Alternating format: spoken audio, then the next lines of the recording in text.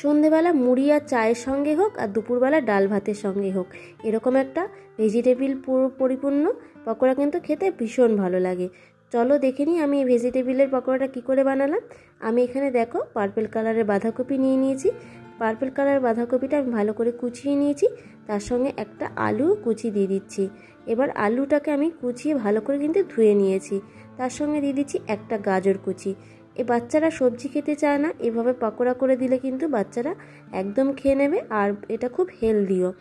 এবার এর সঙ্গে দিয়ে দিলাম দুটো কাঁচা লঙ্কা কুচি, দিয়ে দিচ্ছি ধনে পাতা কুচি কিছুটা, আর 1 চামচ আদা বাটা দিয়ে দিচ্ছি।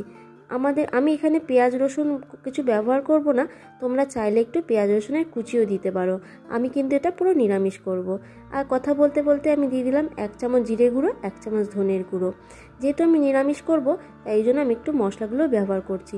আর সঙ্গে দিয়ে দিলাম একটু গোলমরিচের গুঁড়ো, টেস্টটা কিন্তু খুব ভীষণ ভালো আসবে। আর দিয়ে দিলাম 1 চামচ হলুদ গুঁড়ো, 1 চামচ নুন দিয়ে দিচ্ছি,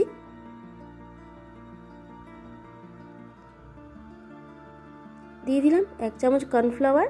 আমি এখানে বুঝে নেব, যদি আর একটু লাগে তাহলে একটু দিয়ে নেব। আরও 1 চামচ দিয়ে দিলাম কর্নফ্লাওয়ার। দিয়ে দিচ্ছি এবার চালের গুঁড়ো। চালের গুঁড়ো ব্যবহার করলে পকোড়াটা কিন্তু বেশ মচমচে হয়, খেতেও বেশ ভালো লাগে, আর শক্তও হয় জিনিসটা। এবার এখানে আমি দিয়ে দিচ্ছি একটু গরম মশলা। আমি আগেই বললাম পেঁয়াজ রসুন ব্যবহার করব না, তাই জন্য একটু গরম মশলা ব্যবহার করলাম, গন্ধটা কিন্তু বেশ ভালো আসবে।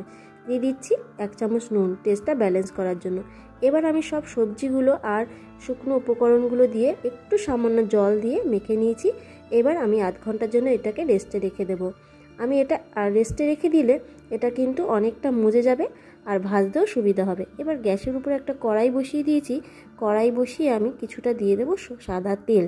এখানে কিন্তু তোমরা চাইলে সর্ষের তেলও ব্যবহার করতে পারো, কিন্তু সাদা তেলে যে কোনো পকোড়া খেতে ভালো লাগে, তাই আমি সাদা তেল দিয়ে দিয়েছি। তেলটা এবার মিডিয়াম গরম করে নিয়েছি। খুব বেশি গরম করব না, তাহলে কিন্তু পকোড়াগুলো পুড়ে যাবে। যাতে পুড়ে না যায় সেই জন্য মিডিয়াম গরম করাটাই সবথেকে ভালো। তো আমি একটা চামচের সাহায্যে আমি আস্তে আস্তে সব উপকরণগুলো দিতে থাকলাম, আর একটা চামচ দিয়ে দিলাম, কারণ তাহলে পকোড়ার সাইজগুলো কিন্তু সব সমান হবে। এবার দেখো আমি একটা সাইজ ভাজা হয়ে গেছে। এবার আস্তে আস্তে একটা চামচ দিয়ে অপর সাইড উল্টে দিচ্ছি। এই সময় একটু খেয়াল রাখতে হবে যাতে একটু আস্তে আস্তে পকোড়াগুলো উল্টানো যায়, তাহলে কিন্তু ভেঙে যাবে না।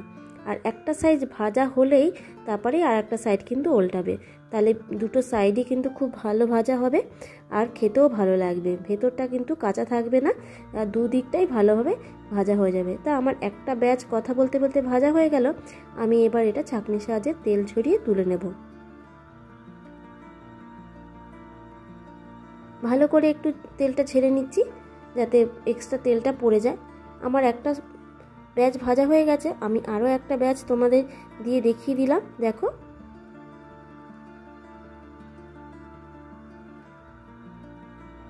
এইভাবে আমার সব পকোড়াগুলো ভাজা হয়ে গেল, আর দেখতেও যেমন সুন্দর হয়েছে, খেতেও কিন্তু ভীষণই ভালো হয়েছিল, বেশ মচমচে হয়েছিল।